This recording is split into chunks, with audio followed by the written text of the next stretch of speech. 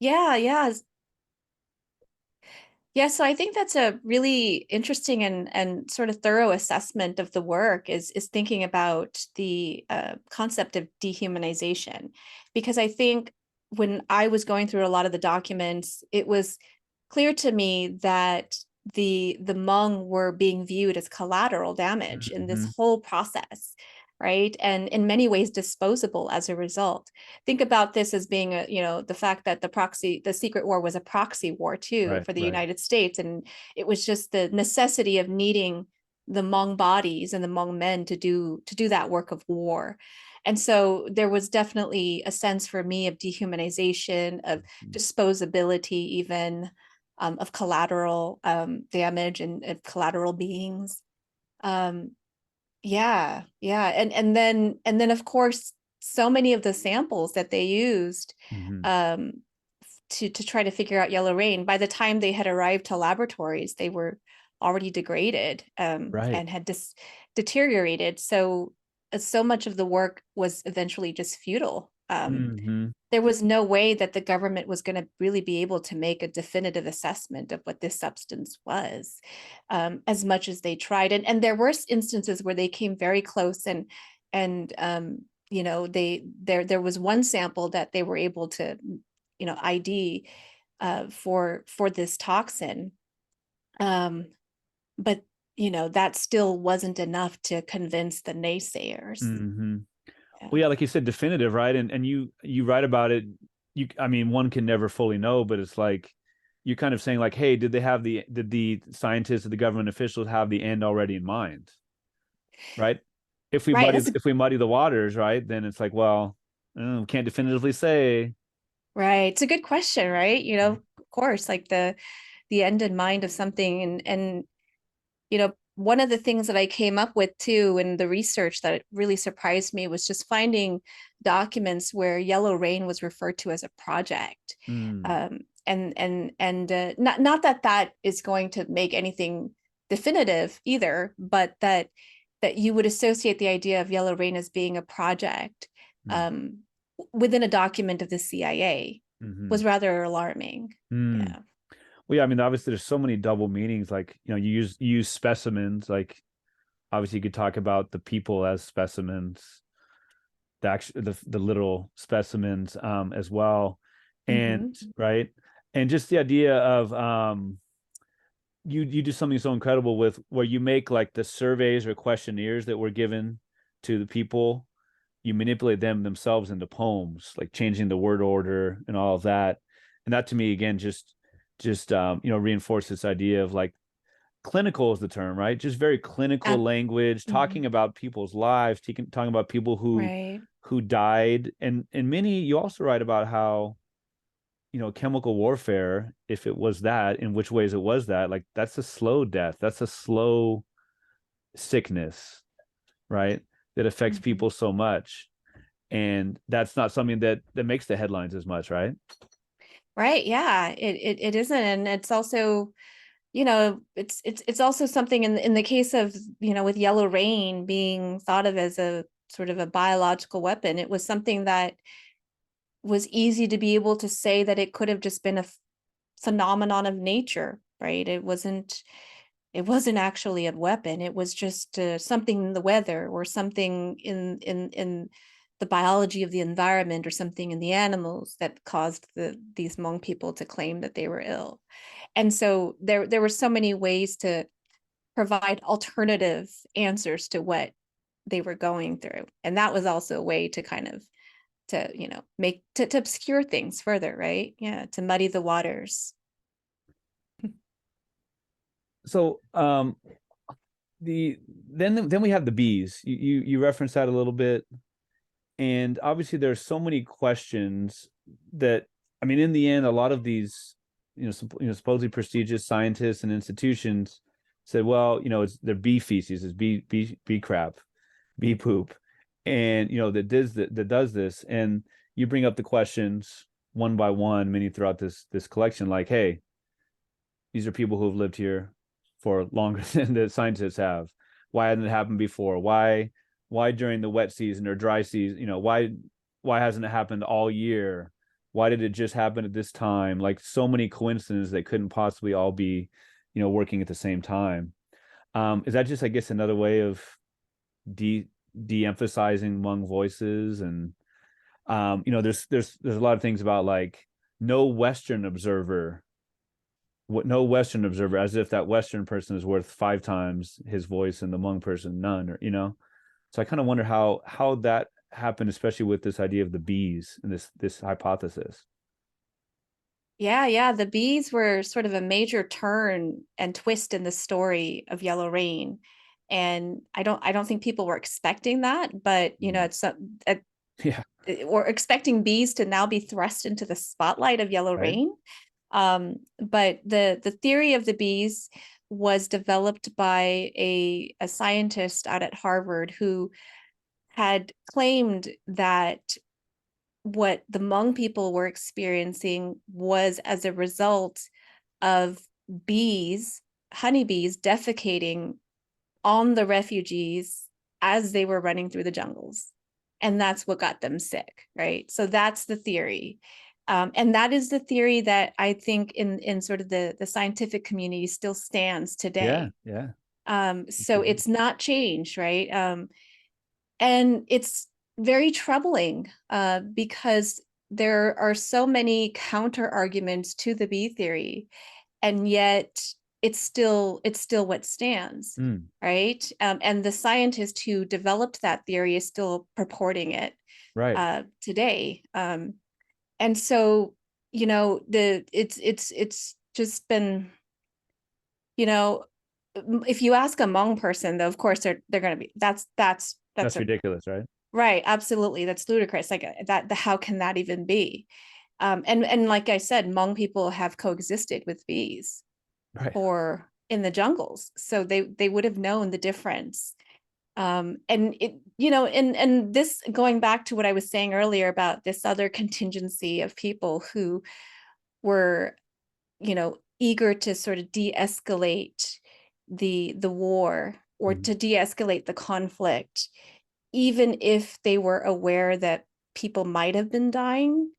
um and this was one of the ways they could do that, was to come up with what I believe, in my opinion, the B theory, Mhm. um as a means to de-escalate, Mm, even if, like I said, even if they knew Hmong people were dying. mm. Again, the lives of Hmong people being too disposable. Well, I mean, obviously, we talked about a lot, and obviously, there's such an overlap with dehumanization and just like empire and colonization, and the secret war. I mean, there's you quote some people saying, or you quote this one man saying, I think he was a general of some sort, definitely worked with the military, basically saying like, hey, this secret war, like, we get way more bang for the buck, was the term used. And he's not talking about buying organic lettuce versus regular. He's talking about like the secret war in Laos, and also I think in Cambodia, right? Yeah, it was primarily in Laos, but there were also other operations that they were Yeah, conducting, definitely in Cambodia, right. right? So versus like the quote, the Vietnam War, quote unquote, like in Vietnam, he was saying Mm-hmm. like there's so much more bang for the buck, and that just sums up so much about just empire and Mm-hmm. like, hey, it's making us money here, and yes, there is the collateral damage that you referred to, but so Yeah. so be it, right? Absolutely, absolutely. That, I think that was a quote from the ambassador to Laos, Okay.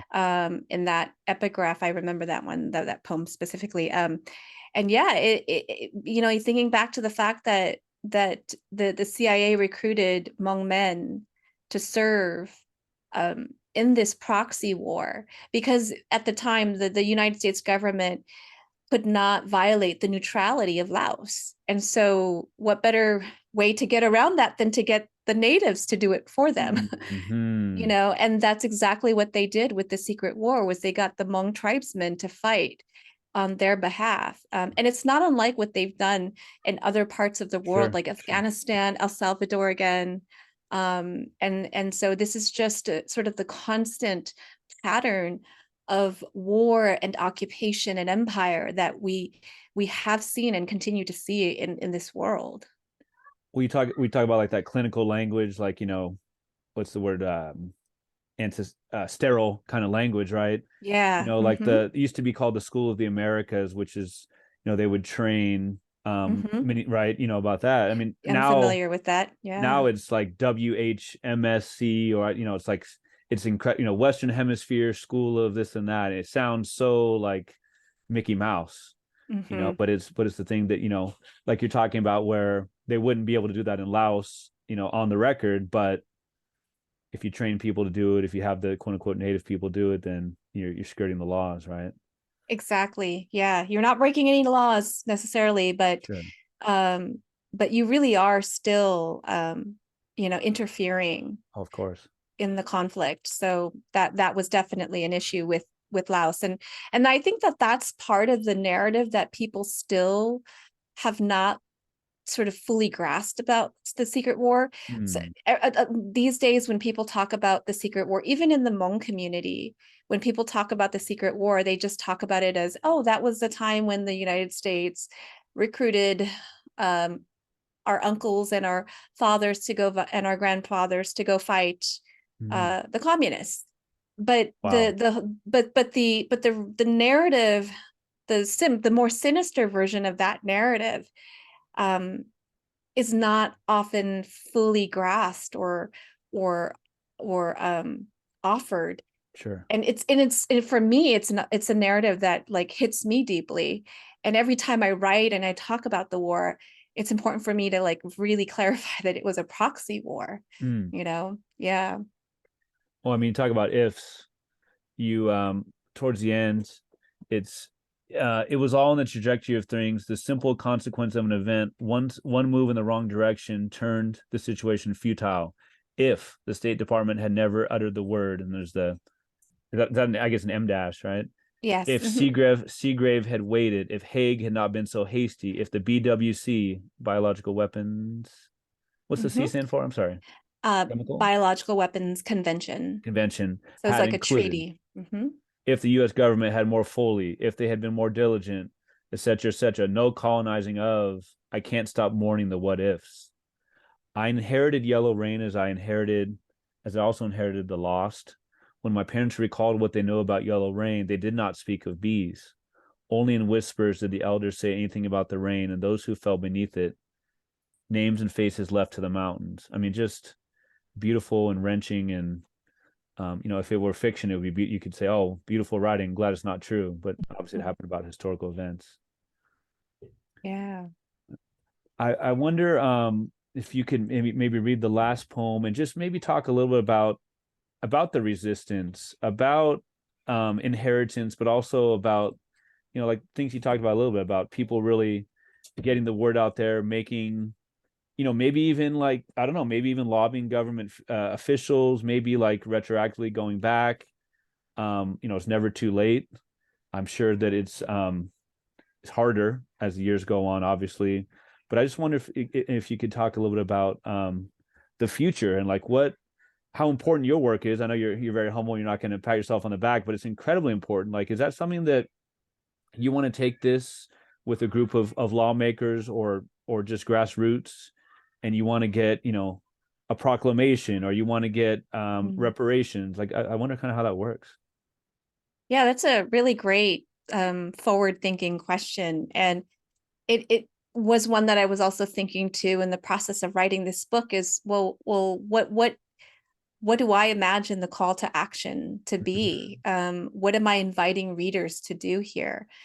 And it's I wish that I had like I wish I have and had and still have the capacity to do all of that.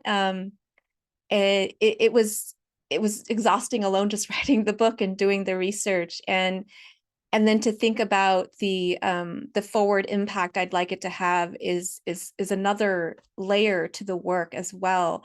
And but I think it's also a really important sort of advocacy layer to the work. I've never, I'll be honest and say that I haven't thought through specifically about the idea of a proclamation or demanding something in return. Um, but now I like, I mean, I'm not close to that idea either. I'm kind of intrigued, but you know, that could be something I could do. And I'm also curious to know what readers would want to get out of it, you know.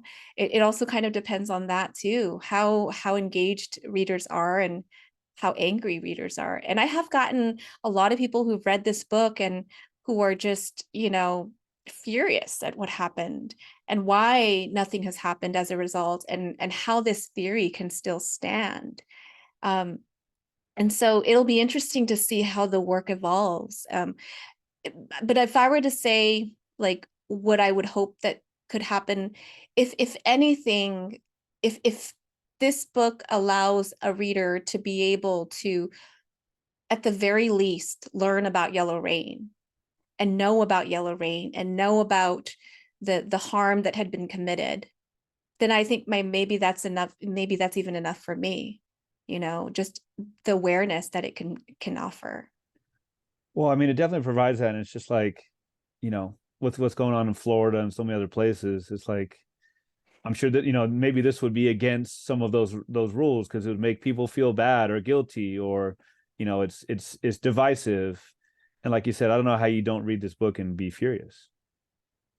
Yeah, yeah, right. I mean, and I'm writing the book the whole time too. I was furious, you Mm, know.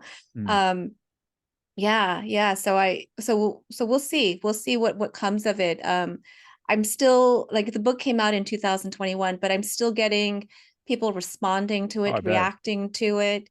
Um, I'm even getting people who were part of the investigation Mm. contacting me too back Really? in the 80s. Oh my Yeah, gosh. who are reaching out and saying, I love what you've done with this work. Um, you know, what you've offered here is what I believe is moving in the right direction of what happened too. So that's been really reaffirming, is to get that kind of reaction from the people who were on the ground at the time that Yellow Rain was happening. What age more or less would you say they are now? I I would, know it depends, but yeah, I'd probably say they were, some of them are probably in their 60s, okay.